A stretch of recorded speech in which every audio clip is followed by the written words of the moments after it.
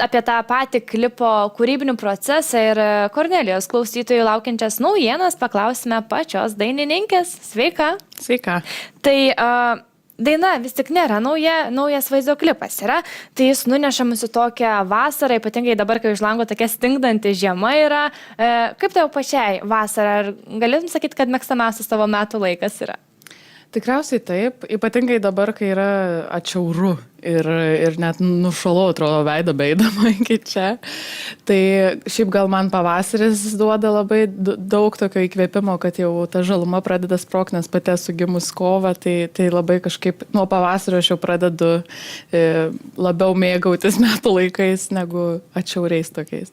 Tai kas būtent šiam vaizdo klipui įkvėpė, kaip kilo idėjos būtent tokiam kūrybiniam sprendimui?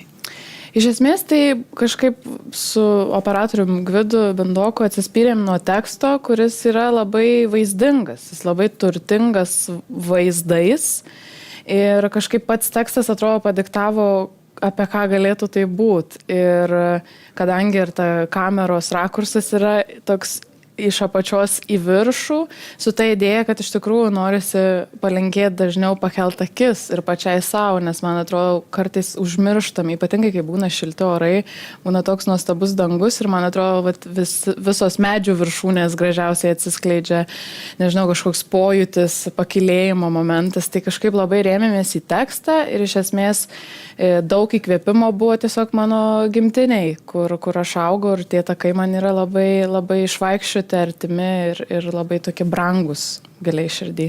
Tai gimtiniai kažkur tavo artimoje aplinkoje filmavo tą vaizdo klipą. Kodėl būtent ten? Ar tu tiesiog norėjai tam tikrų sentimentų galbūt? Tau gal dėl to ir yra išties svarbus tas pats vaizdo klipas, labiau toks sentimentalus? Tikriausiai taip. Tai yra mano pirmoji daina ir visai gražiai rišasi viskas nuo mano pačios pradžių taškų kažkokių. Ir ten tiesiog labai daug telpa, kaip ir tu minėjai, nostalgijos, sentimentų, prisirišimo, gal net kažkokių irgi detalių.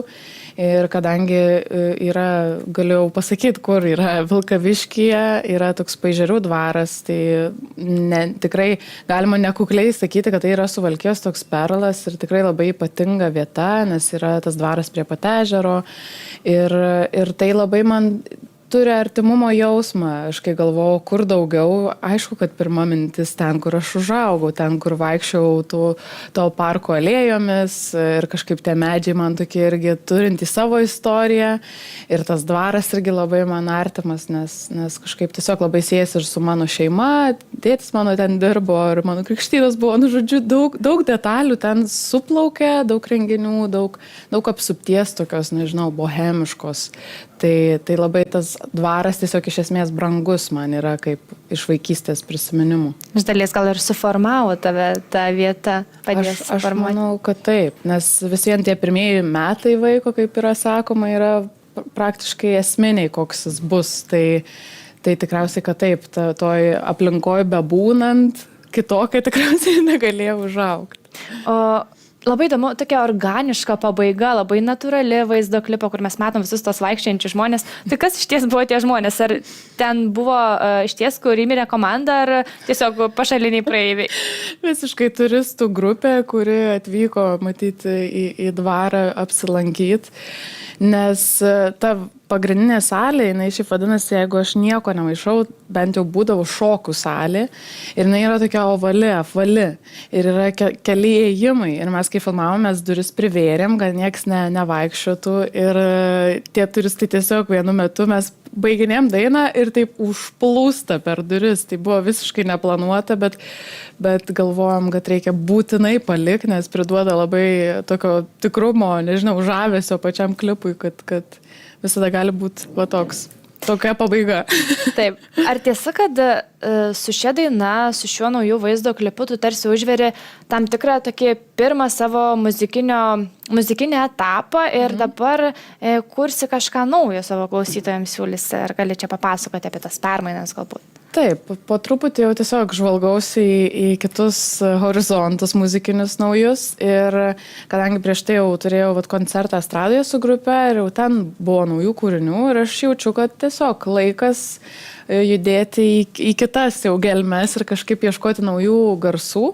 Ir kaip tik kovo 17 dieną turėsiu koncertą irgi su grupe Tamstoje, tai labai noriu pakviesti visus ir tiesiog norisi kažkaip neužsibūti ten, kur jau pabuvau ir kažkaip save vis auginti po truputį.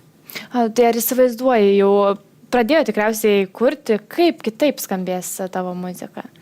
Kadangi pradėjau viską viena, iš esmės mano įrašai buvo klavišiniai ir mano balsas arba ten perkusija, kurią pati irgi įrašinėjau. Ir tiesiog kažkaip pajutau, kad labai noris grupė šalia, norisi, kad tie kūriniai gautų daugiau svorio, nežinau, daugiau tūrio ar oro, ar kaip tai pavadint. Ir tiesiog jaučiu, kad labai norisi man to tokio praplėsto garso ir nesinori būti tik tai lyrikoj, tokiam intimume. Žinau, kad pas mane yra įvairiausių pusių ir labai tokių daugiabriaunių savybių ir manau, kad ir muzikoje tas gali irgi prasiskleisti tiesiog kitaip su grupe.